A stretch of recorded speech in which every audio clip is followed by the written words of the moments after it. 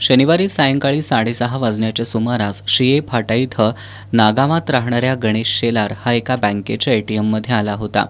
यावेळी विजय पवार आणि नितीन पाटील या दोघांशी पुरुवैमनस्यातून आणि आर्थिक देवघेवीतून वादावादी झाली. यावेळी गणेश यानं त्याच्याकडील पिस्तूल विजय पवार आणि नितीन पाटील यांच्या दिशेनं रोखून धरली. मात्र यावेळी काही लोकांनी पिस्तूल हिसकावून घेण्याच्या प्रयत्नात शेलार यांच्या पिस्तूलमधून हवेत 3 गोळ्या झाडल्या गेल्या. यामुळे परिसरात एकच गोंधळ उडाला. याची माहिती मिळताच अतिरिक्त पोलीस अधीक्षक धीरजकुमार बच्चू यांच्यासह शिरोली MIDC पोलीस ठाण्याचे पोलीस अधिकारी घटनास्थळी दाखल झाले.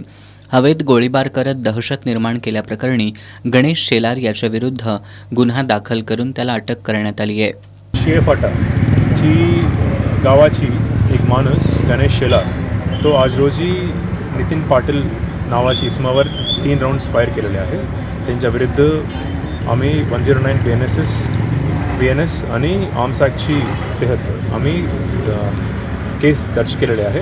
आरोपी अटक आहे आणि सगळ्यांना आम्ही आवाहन करतो पोलीस प्रशासन जे लायसन्स वेपन होल्डर्स आहे तो विनाकारण असा कोणाची विरुद्ध फायरिंग करण्याची नाही, तो बेकायदेशीर आहे.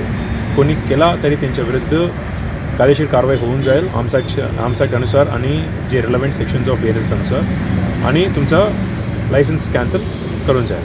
दरम्यान आज शिरोली MIDC पोलिसांनी गणेश याला न्यायालयात हजर केलं असता न्यायालयानं त्याला 2 दिवसांची पोलीस कोठडी सुनावली आहे.